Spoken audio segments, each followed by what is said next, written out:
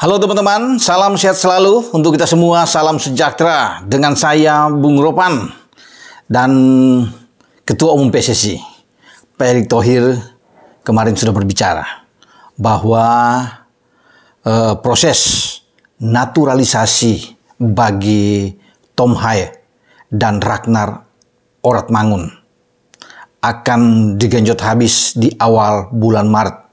Seiring dengan berakhirnya masa reses dari DPR RI yang sudah dimulai pada tanggal 7 Februari yang lalu dan diperkirakan itu berakhir pada 4 Maret yang akan datang, maka setelah itu prosesnya berkas-berkas sudah masuk ke DPR RI dan nantinya langsung dibahas di Komisi 3, Komisi 10 dan dibawa ke sidang paripurna. Ini hanya memakan 1-2 hari, kemudian selesai dan langsung kepres dibuat, Presiden Jokowi akan tanda tangan dan tidak sampai sepekan langsung diambil sumpah. Setelah itu proses pengurusan untuk alih status federasi dari KNVB, Federasi Sepak Bola di Belanda, ke PSSI, tentunya Federasi Sepak Bola tertinggi di Indonesia. Itu yang dibicarakan oleh Pak Ketua dan ini harus sudah dibicarakan sedetail mungkin. Nantinya dia berharap bahwa salah satu exco kepercayaan beliau Pak Arya dan juga Sekjen Yunus Nusi akan mendorong ini secepat mungkin. Nah, Pak Ketua bilang diperkirakan sebelum pertandingan menghadapi Vietnam, karena ada 2 pertandingan teman-teman. Pasti teman-teman udah tahu tanggal 21 dan 26 Maret. Ya, kita menjadi tuan rumah pertama di Gelora Bung Karno sebelum kita ke Stadion Maidin di Hanoi.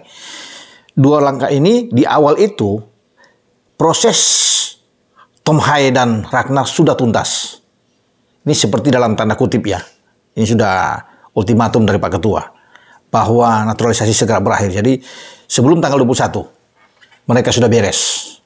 Dan Pak Erick ingin melihat, tentunya pasti teman-teman ingin menyaksikan Tom Haye bermain bersama dengan tim Merah Putih, tim Garuda, di bawah STY, termasuk dengan Ragnar Oratmangun.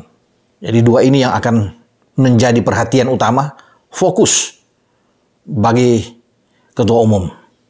Dan kita harus bisa memenangkan laga pertama, laga krusial di kandang, tidak boleh kehilangan poin.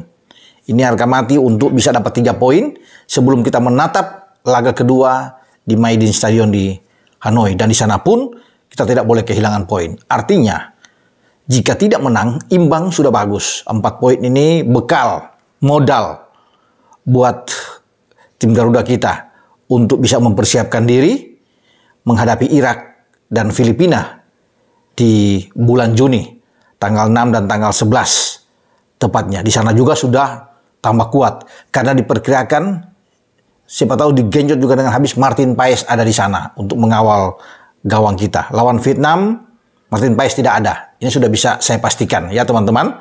Jadi jangan lagi banyak tanya-tanya bagaimana dengan Martin Paes. Dia akan diproses terus karena dia punya case yang berbeda yang sudah pernah saya ungkapkan di video saya pada beberapa waktu yang lalu. Nah, tapi tetap proses ini berlanjut untuk Martin Paes untuk menjadi warga negara Indonesia dulu sebelum nanti ada pembicaraan dengan FIFA. Nah, diperkirakan mungkin Juni. Jika cepat itu berlangsung bulan Juni dia bisa bermain. Tapi lawan Vietnam tetap penjaga gawang kita masih akan di antara Hernando Ari, ya ada Sahrul Krishna atau Muhammad Riyandi dan Nadeo yang ada di sana. Ya, tapi tidak mengapa. Karena kekuatan kita sudah bertambah hebat karena kehadiran 3 pemain. Ya, Jai Ises yang sudah diambil sumpah pada 28 Desember yang lalu, dia akan bermain di lini belakang kita, semakin kuat tentunya, dan ketambahan dengan Tom Haye dan Ragnar Oratmangun. Banyak juga yang bertanya bagaimana dengan Nathan Cho, padahal Nathan Cho tinggal ambil sumpah. Nah, diharapkan mungkin kalau dalam waktu dekat dia punya waktu, karena ini kan waktunya ada di Nathan Cho, bola di tangan Nathan Cho, PSSI menunggu. Ya, kapan dia mau datang? Ya, karena sebenarnya kan teman-teman tahu tanggal 28 Desember 2023 dia harusnya bersama dengan Jai Ises sudah diambil sumpah, tapi ada penundaan di sana ketika dia masih di Swansea. Sekarang dia sudah kembali ke Belanda bermain di Eredivisie bersama dengan Heerenveen, klubnya Tom Haye. Jadi saya pikir ini akan sangat mudah. Tinggal waktunya bagi Nathan Cho untuk datang dan langsung diproses, diambil sumpah, selesai. Ya, bahkan mungkin dia akan jauh lebih cepat, lebih mudah dibandingkan dengan Ragnar dan Tom Hai yang masih menunggu sampai masa reses selesai. Makanya ini kapan Nathan bisa datang tergantung dari Nathan sekarang. Ya, kesediaan dia, waktu dia untuk bisa datang, call PSSI siap dan langsung ke Kemenkumham untuk bisa diambil sumpah. Tapi oke, kita abaikan dulu Nathan. Yang paling penting adalah Tom Hai dan Ragnar Oratmangun. Karena kita butuh lini depan, seorang pemain tukang gedor yang bagi Ragnar kan bisa bermain di posisi flank sayap untuk bisa membantu juga Rafael di depan. Karena kita punya kekuatan juga, ada Marcelino yang bisa didorong ke depan dan juga ada Jakob Sayuri.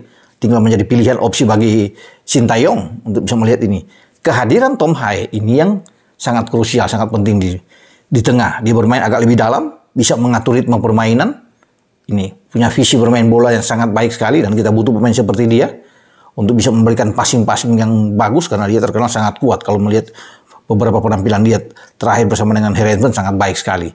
Apalagi jangan ditanya kalau bola-bola mati ya. Dari sebuah set piece dia ahlinya. Ya kita beruntung punya Tom Hai, jadi nggak perlu lagi berpikir tentang siapa pemain yang akan mengambil tendangan bebas, penalti atau apapun itu yang bola-bola mati. Pasti ada Tom Hai di sana. Ya. Dan ada Jai Isyas di belakang. Kalau bermain dengan 3 back, saya pikir Jai Isyas akan bermain lebih ke kanan.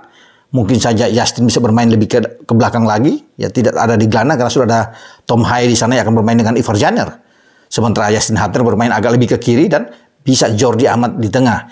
Itu saya pikir suatu pasangan yang ideal. Tapi semua berbalik kepada STY karena dia sebagai pelatih. Dan tentunya dia lebih tahu, teman-teman ya. Ini sebuah perkiraan saja. Tapi kabar yang baik, kabar gembira untuk kita semua, bahwa Tom Hai dan Ragnar itu akan selesai di pertengahan atau sebelum pertandingan melawan Vietnam. Dan masyarakat pencinta sepak bola Indonesia, netizen, ya akan melihat dia bermain di GBK. Ya saya juga penasaran untuk bisa menyaksikan dia bersama dengan tim nasional Indonesia bermain di GBK dan kita akan menyaksikan pertarungan melawan Vietnam. Jadi saya pikir wajar kalau Vietnam bisa menaruh perhatian terhadap perkembangan naturalisasi tim Indonesia dan mereka pasti akan was-was juga dengan ketambahan kekuatan karena di Piala Asia aja mereka tidak berbuat banyak ya, tidak mampu mencetak gol ke gawang kita, sulit untuk bisa menembus pertahanan kita. Dengan Justin bermain sangat bagus sekali, Jordi bermain juga oke, Ivar Janner, apalagi sekarang sudah ketambahan 3 ya. Saya mengenyampingkan Nathan, tetapi Jai Isyas, Tom dan Ragnar ini akan lebih mengerikan memang tim kita. Karena kan kita bisa menyaksikan sama-sama kemarin di Qatar, tanpa mereka bertiga saja kita sudah oke. Ya, apalagi kita bisa bermain sangat baik sekali di babak pertama dan diakui oleh pelatih Vietnam, Philippe Troussier, bahwa Indonesia berbeda dengan Indonesia yang sebelumnya. Karena sebelumnya kan kita 8 tahun tidak pernah mengalahkan Vietnam. Sebelum kita mengalahkan kemarin dengan 1-0 lewat penalti Asnawi di Qatar. Nah, sekarang bermain di kandang kita, di GBK, dengan kedatangan Tom, Ragnar, dan sudah ada Jai. Kita tidak tahu macam apa permainan kita. Ya, artinya tinggal semua tergantung racikan dari STY untuk melepas starting 11 terbaik. Kalau dengan Ragnar, kemudian Tom dan Jai, saya sudah bisa menyampaikan. Tadi saya sudah bilang di belakang. Kan dengan Jai ke kanan, ada Hapner dan juga dengan Jordi. Ya. Kemudian di kanan, dia agak lebih ke depan didorong. Sandy Walsh, di kiri masih bisa punya Sain Patinama. Gelandangnya akan bisa dimainkan oleh Tom Hai dan Ivar Janner. Ditambah dengan Marcelino Ferdinand. Dan di depan ada Ragnar Oratmangun bersama dengan Rafael Struijk. Inilah kekuatan terbaik kita yang nantinya kita akan saksikan menghadapi Vietnam.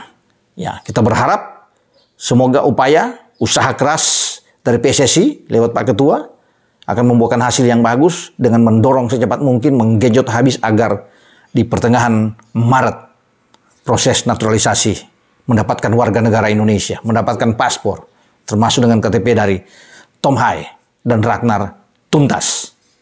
Dengan saya Bung Ropan berbicara di sini. Ciao.